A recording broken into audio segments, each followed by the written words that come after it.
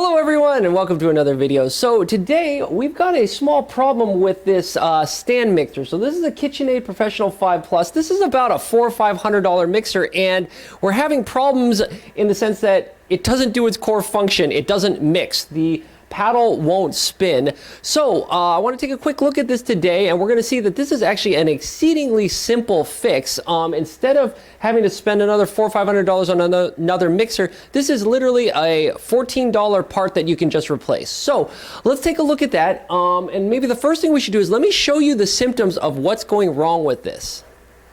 All right, so let's take a look at what the problem is. So my wife is making a lovely cheesecake here, and this really is not that viscous, right? So I'll show you. The bowl is actually lowered right now, so I can turn on the mixer and everything spins fine. And as you can see, it's spinning fine because there's no torque on the mixer, right? There's nothing engaged. But if I raise the bowl up now and engage it, look at that. It basically sits here and spins and it won't turn anymore. So this is the symptoms of the problem. All right, so let me apologize. My mic actually cut out and I didn't even realize it. So I'm going to try to re-record and redub some of the audio. So if it doesn't match up with what my lips are doing on the video, that's the reason why. But anyway, long story short, the first thing you're going to want to do is obviously unplug your mixer to make sure you don't have any electrical shorts or any hazards as you're working with it. Okay, so next what we're going to do is we're going to get to this one single screw in the back, and it's actually a square head, so I don't think they want you removing this, but if you get the right bit, you can just pull this off, and as you can see, all it does is it holds onto this sort of decorative aesthetic band that you can just take off and put off to the side. And now with that band out of the way, you can see it exposes 4 screws, 2 on either side. These are standard Phillips head and come out pretty easily, so all you're going to have to do is basically just unscrew them, and if you give me a second to do that, we'll come back and take some next steps. Alright, so now that we've got those 4 screws out, what we can do is basically just lift up on this kind of metal cap, and it should come off. It takes a little bit of work, but it really just pulls straight up. So if you give it a little bit, it'll just pop off, and there you can see it's just nothing more than a metal cap, and you can just put that off to the side, and now you can see pretty much the interior guts of it, and you see it's not too complicated. It's pretty simple, right? All there is just a motor back here, an electric motor. We got the drive shaft, which goes over, you can see the printed circuit board, and the drive shaft goes into this housing with all the gears. So this is what we're going to want to get access to. So before we do that, one of the things that we might want to think about is removing this printed circuit board and getting it out of the way just so we're not interfering. So if you flip this guy around, you'll see this printed circuit board just has 2 Phillips screws, and you can just remove them. And the nice thing that I've discovered is all of these screws seem to be the exact same in terms of thread and diameter and length, so I'm just throwing them all into one giant bucket, making sure to remember where they all are so I can replace this later. So turning this guy around, another thing you might want to do now at this point is maybe take a picture of this in case any of these wires fall off. You'll know where to put them back on. In fact, this one right here, I'm going to remove this corner one. I've already labeled it, so I remember where it is. I wrote this J7 indicator on it, which corresponds to the writing on the printed circuit board. But with that out of the way, I can just kind of move the printed circuit board off to the side so it's not going to get any grease on it and it's going to stay out of the way. And that gives me access to this top metal housing. Okay, so you can see that it's basically sandwiched between the bottom one with a gasket right there. So that gasket we'll probably have to replace in a second, but in the meantime, all we need to do is basically remove, again, there are 4 more of these Phillips heads that, again, are the same length and thread. So let's just pop those guys off, and once we've got them all off, we can think about getting this housing off.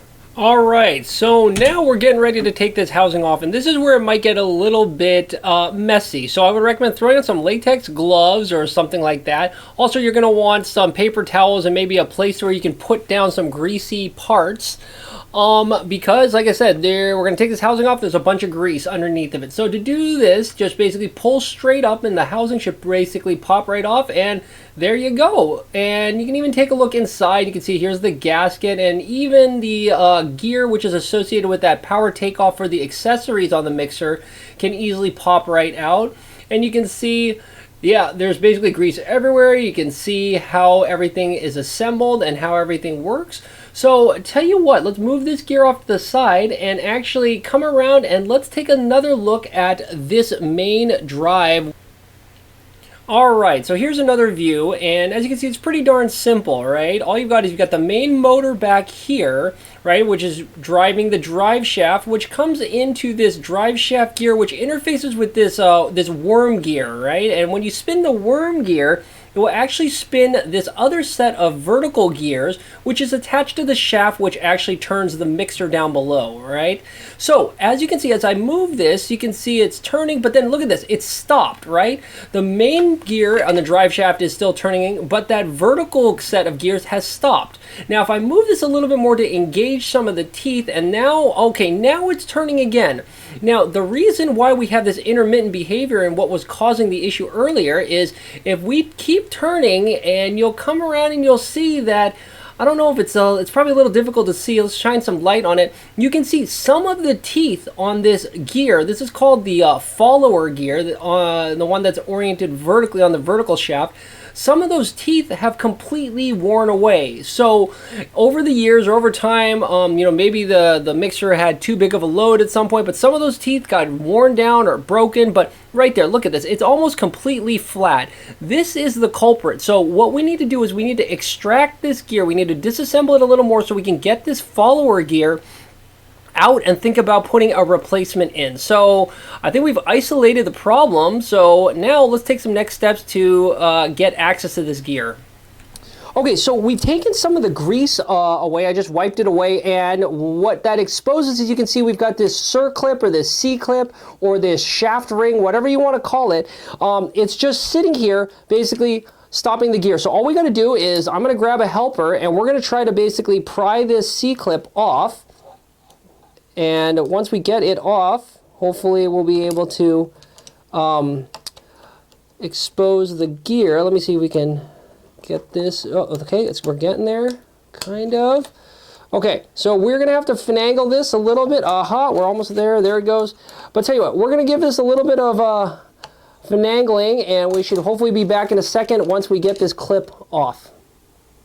All right, so we've got the circlip off, and now the other thing that we can do is we can take off this gear. This is just sitting here. You can just pick it up like that, set it off to the side, and now, look at this.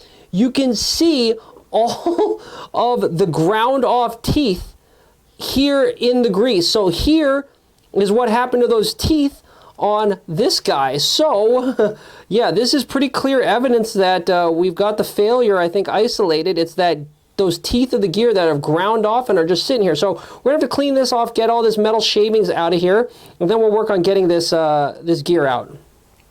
All right, now that we've got that reduction worm gear out and the grease is out, we're ready to get this this top part of the gear out. So we've got the C-clip off, and now this is actually two pieces. So we're gonna get this first top gear off. So to do that, just get yourself two flathead screwdrivers and kind of insert it here in the side, and then it should just pop up. There it goes. See, it just pops up, and then we can just pull this guy right off the shaft. Okay, so that's the top part, this bevel gear. This is not what we are interested in, so let's just put that off to the side. Now we want this gear down here. So to get this off, there's a pin right here. So this pin, you should be able to just push it out. I wonder if I could grab this with my fingers or a pair of pliers.